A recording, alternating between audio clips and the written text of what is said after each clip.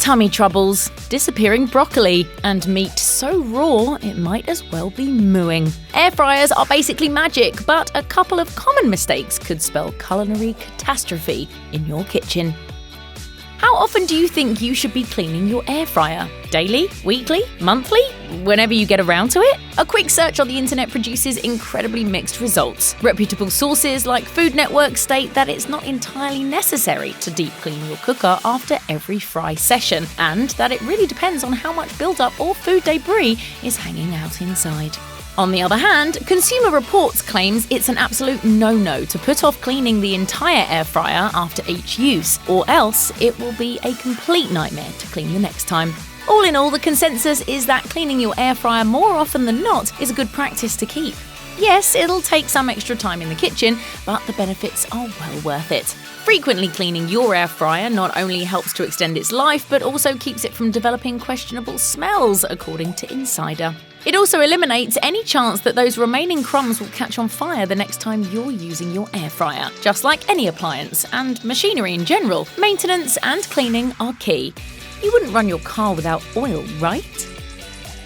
It may seem like a no-brainer, but it's pretty important to spend a few extra minutes preheating your air fryer. Would you toss a frozen pizza into a cold oven? Frozen pizza, frozen pizza, frozen pizza, frozen pizza. Of course not, and any pizza box will explicitly indicate that you must preheat the oven. The same goes for any food, frozen or fresh, that you're tossing into your air fryer. According to Insider, among the multitude of reasons why preheating the appliance is necessary, first and foremost, it ensures that your food will begin to cook immediately. It also guarantees that your meal will be crispy and delicious on the outside and cooked evenly and all the way through on the inside. Keep in mind that using the preheating feature on your air fryer also means that your food will cook faster. So if you seriously need to get your frozen veggie tempura fix, it's worth waiting a few extra minutes in the beginning to have a pleasant and satisfying meal. It's also important to note that some air fryers automatically preheat, while others need to be manually set. So be sure to know how your device functions to avoid assuming it's preheating when it's just been blankly staring at you wondering when you're going to turn it on.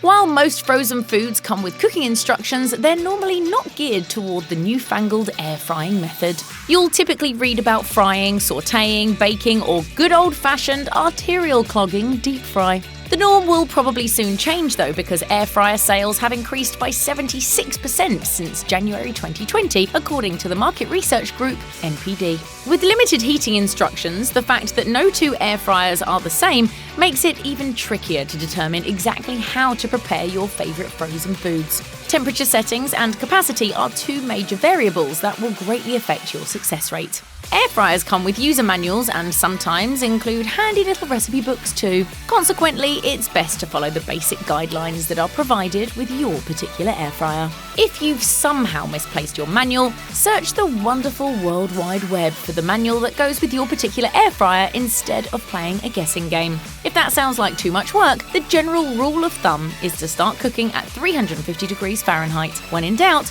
you can also look at online oven to air fryer conversion calculators. Set it and forget it. You just set it and forget it. You just set it and you forget about it. The whole set it and forget it style of cooking has made socialising during dinner times or parties a far safer prospect. Nothing's worse than turning your back on your oven for just 1 minute too long and coming back to a blackened dish. That being said, no one likes to take a bite out of a formerly frozen finger food only to discover that it's still cold in the middle. And the last thing you want to do is give your friends or family a serious case of salmonella. Timing and temperature go hand in hand, and they vary dramatically from food to food. You want to avoid cooking your frozen items for so long that they dry out past the point of saving. But you also don't want to risk consuming undercooked food. If you stick with the handy-dandy guide that comes with your fryer or simply use a conversion calculator, you'll be geared for success. To help guide you, airfrying.net has a chart that provides a general time frame for cooking your frozen foods. Above all, investing in a food thermometer is the easiest way to eliminate any uncertainty and prevent a bad case of sour stomach or worse.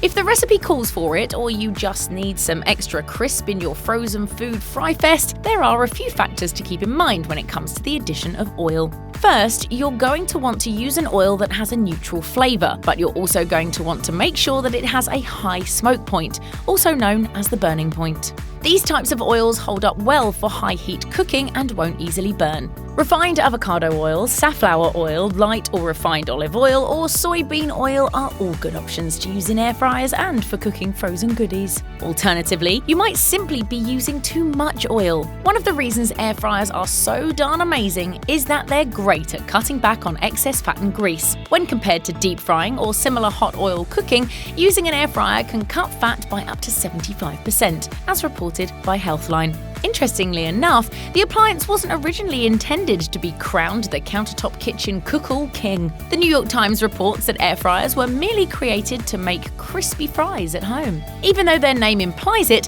air fryers don't actually fry food. When it comes to producing a crispy texture, some frozen foods don't even need added oil because they already contain some. Keep in mind that you're also using an air fryer to eliminate any unnecessary fats and oils, right? But if the recipe calls for it, a few tablespoons used sparingly should suffice. Nothing good comes from overcrowding. Overcrowding, aka overfilling, an air fryer is common when individuals are trying to cook more food in a short amount of time. Unfortunately, adding too much to your air fryer at once causes your food to cook inconsistently, according to America's Test Kitchen. So unless you're cooking for a bunch of people who like half crispy, half soggy, and possibly undercooked food, use your better judgment. Overcrowding means that you're also probably going to end up tossing what you made, ultimately resulting in waste. Air fryers use a method of cooking known as convection, which means that food is cooked via free-flowing hot air, according to Insider. So in order to properly work its fry-tastic magic, your kitchen countertop gizmo needs to be able to freely circulate hot air around the pieces of food. If air can't move around, then your snackaroos will suffer. For best results, fry your food in batches, not in bulk. Eat your vegetables. Some veggies, like Brussels sprouts, fry up quite nicely in an air fryer. So does zucchini, even though it's over 90% water. That being said, other vegetables don't fare so well. Since these countertop ovens circulate hot air to crisp and cook ingredients, leafy greens like spinach, kale, and Swiss chard refuse to stay put in the fryer basket once the hot air begins to circulate and basically go flying. Other vegetables, like broccoli for example, become parched and brittle when cooked in an air fryer. This also makes them more prone to burning. Essentially, the appliance turns these types of produce into dust. If you're set on trying to air fry that gorgeous purple broccoli you recently purchased at a farmer's market, then remember to use larger pieces, coat them with a neutral high smoke point oil, and avoid overcrowding your fryer basket. One of the best features of air fryers is that they're basically just miniature versions of a normal convection oven. Would you defrost frozen food when you cook it in a standard range or toaster oven? Probably not. The same rule applies when you're using an air fryer. There's no defrosting required. According to the Academy of Nutrition and Dietetics, the cooking time for frozen proteins will need to be increased by up to 50%, but pretty much any frozen vegetable can be cooked from its frosty form. Keep in mind that in order for your protein to be considered safe to eat, it needs to reach a certain inner temperature. The US Department of Agriculture, or the USDA, notes that chicken should have an internal temperature of at least 165 degrees Fahrenheit, and seafood, shellfish, and meaty roasts like pork and lamb should reach 145 degrees Fahrenheit. Don't forget to let the meat rest for at least 3 minutes to allow the juices to reabsorb into the meat. There are some frozen foods you should simply not cook in an air fryer. Frozen steak, frozen seafood that isn't battered, and unfortunately, even frozen hamburgers are all just a bad idea. The latter poses a few issues, the first being with the air fryer itself. As we've already established, no two air fryers are exactly alike, especially when it comes to cooking temperature. While one model could cook your frozen meat patty to perfection, another may turn it into a dried out meaty hockey puck. Or worse, you could end up with the complete opposite and chomp down on an undercooked burger. It's raw. Is it supposed to be raw? The Healthy reports that undercooked meat can contain salmonella and E. coli, making it the winner when it comes to ways to contract food poisoning. Ground meat is particularly prone to spreading these pathogens because there's more surface area to expose the potentially contaminated meat, according to the USDA.